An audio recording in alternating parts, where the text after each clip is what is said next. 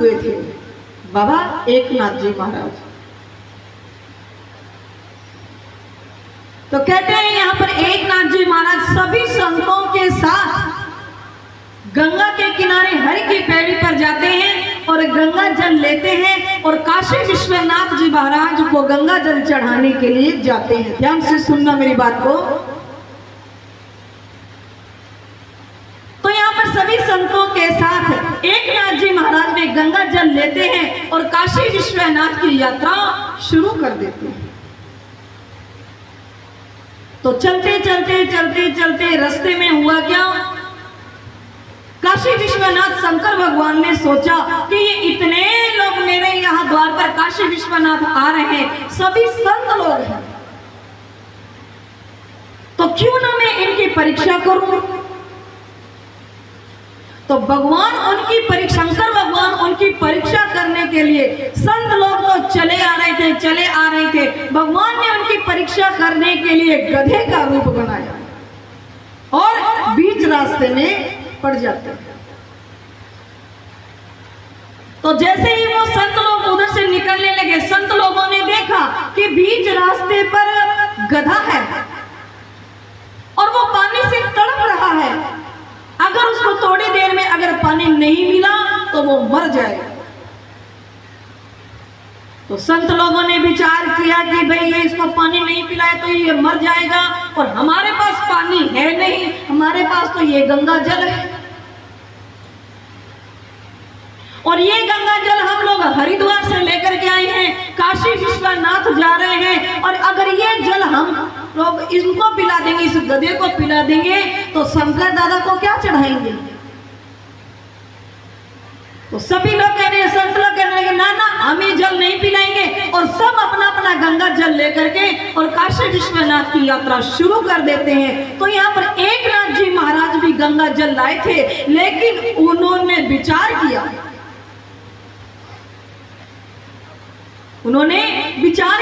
कि अगर ये गंगा जल में इसको पिलाऊं तो इसके प्राण बच सकते हैं और अगर मैं इसको नहीं पिलाऊंगा तो ये मर जाएगा। तो एकनाथ जी महाराज को भी दया आई तो भले ही लोग चाहे कुछ भी कहे, उनको किसी से कोई मतलब नहीं था। वो तो जो गंगा जल काशी विश्वनाथ के लिए लेकर के आए थे, वो गंगा जल उस गधे को पिला दिया और गधे को पिलाने के बाद गधा खड़ा हुआ और खड़ा होकर के वहां से चला गया। और यहाँ पर एकनाथ जी महाराज गंगा जल तो लाए थे, लेकिन वो खाली गंगा को कमंडल, खाली लोटा लेकर के और काशी विश्वनाथ गए। तो जितने भी संत लोग गंगा जल लाए थे वो सारे के सारे हर हर महादेव, हर हर महादेव, हर हर महादेव काशी विश्वनाथ को गंगा जल चढ़ा रहे थे। तो यहाँ पर सभी संत लोग शंकर भगवान को जल चढ़ा रहे थे। तो यहाँ पर एकनाथ जी महाराज एक कोने में खड़े होकर के रो रहे थे, आंसुओं की गंगा और जमुना बह रही थी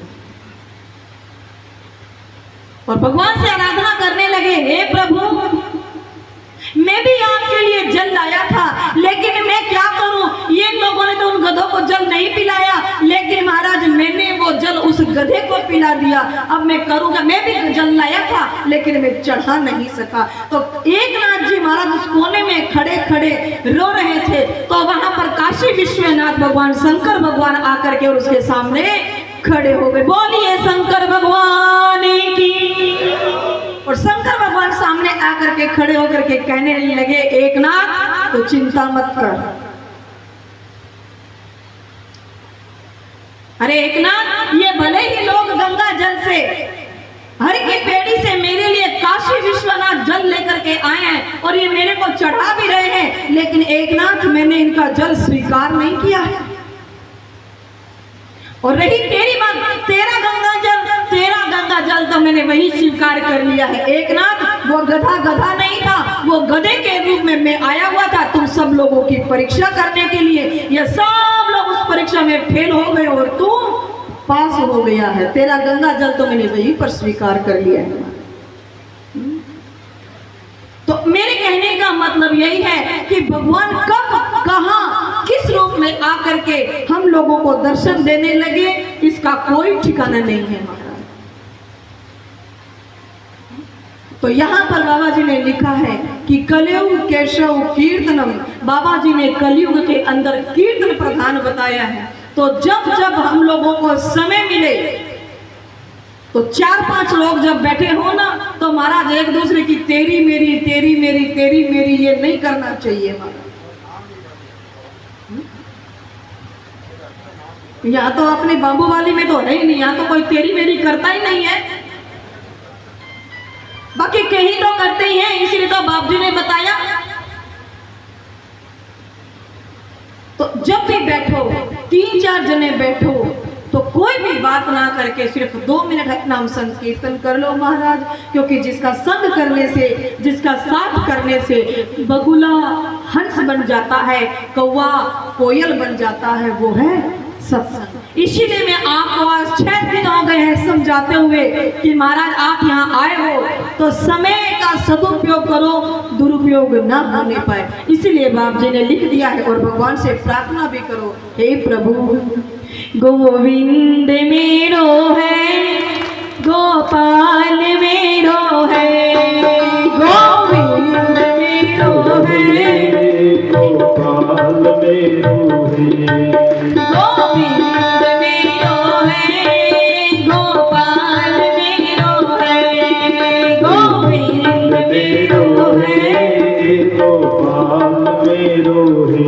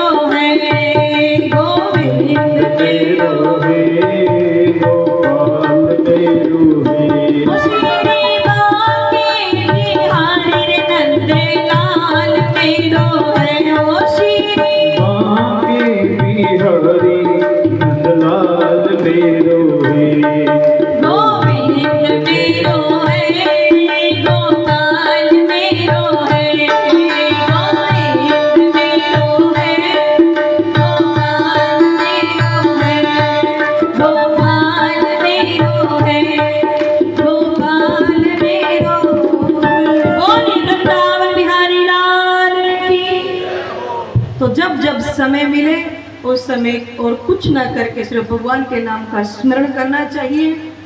तो आइए इसी के साथ हम लोग श्रीमद् भागवत कथा में प्रवेश करते हैं, जहां पर भगवान श्री कृष्ण का आज गोकुल नगरी के अंदर प्रकाश फैला हुआ है।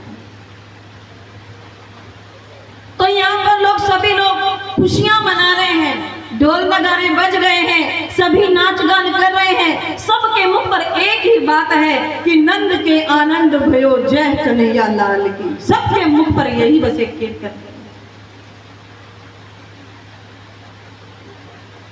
फिर तो यहाँ माता अपने लाला को स्नान करके और पालने में सुला रही है, और पालने में सोए सोए यहाँ पर मेरे प्रभु अनेकों प्रकार की लीला करते हैं।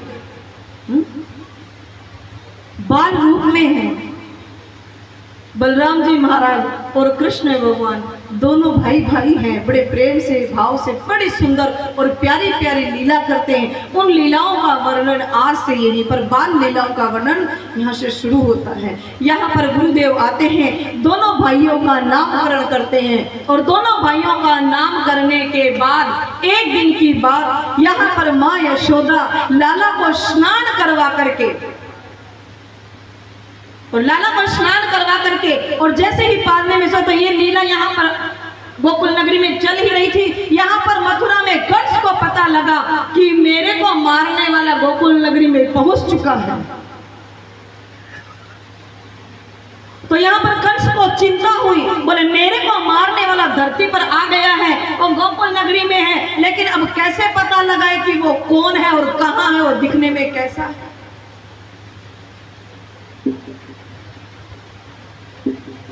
तो यहाँ पर ध्यान से सुनिए कि यहाँ पर एक बीच में छोटी सी कथा और आ रही है, और वो कथा है कि यहाँ पर शंकर भगवान कथा पार्वती जी को कह रहे थे। तो कथा कहते कहते यहाँ पर शंकर भगवान